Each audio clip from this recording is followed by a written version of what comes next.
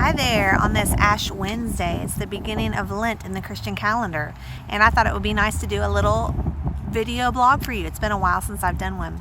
I was thinking the other day about when I ask parents, or when I've heard someone else ask parents, what do you want for your children? Often an answer that comes up is, I want them to be happy. And while I think that is true, what most parents would think, there is a lot more to it than that. You see, I don't want my children to just be happy in jail or be happy stealing cars or be happy doing drugs. I want them to be happy being moral and ethical and Christian people, frankly. I imagine you want the same for your children. But how do we do that as parents? It's so difficult at times when we look at social media and we see the beautiful pictures of these, photographers that have taken these photos of families that just look like they are perfect families.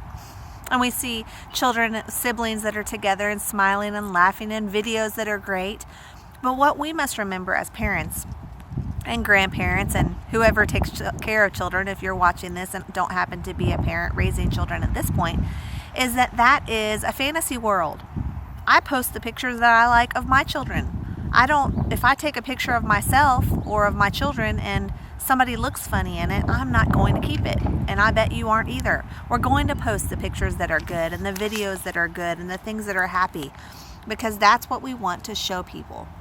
And while it's fun to look at those things and to see the wonderful creative things that moms do for lunches for 50 days that look so wonderful when I'm just cooking up corn dogs for my kids and things like that, what we must remember is there is so much more to real life than what's on social media.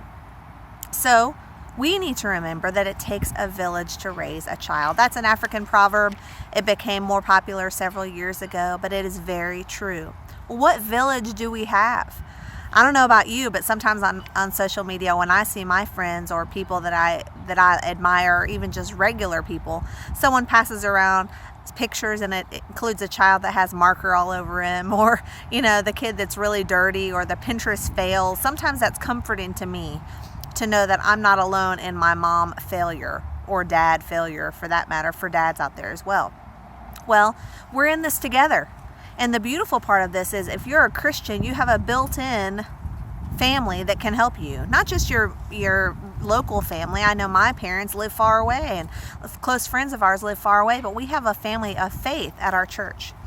So what's missing in your life as far as that family of faith goes? Are you attending church with your kids? Because if you're not, that is a place to get help.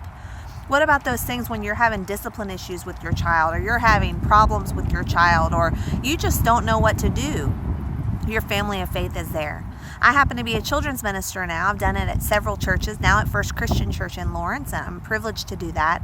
But you know what? Part of my job is to equip parents, to help them raise their children in faith, to help with, I happen to know about children and development and things like that because I've studied it. So I can help on those times when, is it normal for my child to stutter? Is it normal for my child to do this? What about when my kids are arguing? How can I get help with this? You may not know how to raise your children in faith more than taking them to church, and that's a great start, but there's so much more to it than that.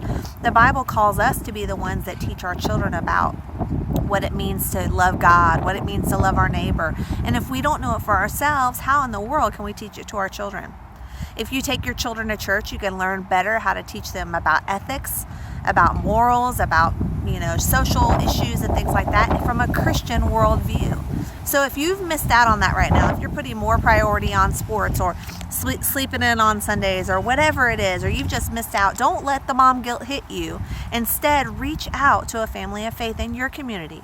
If you live near Lawrence, Kansas, come to First Christian Church if you don't have a church home. If you live somewhere else, I can recommend some churches, or you can just search it up on Google and find a place. But don't do this alone. We're in this together. We're raising our children together. Let's do this beginning today, the first day of Lent, as we prepare for the final days of Jesus. In the next 40 days, we'll think about that. And then, which will culminate with Resurrection Sunday, the reason we have hope as Christians for the resurrection of Jesus.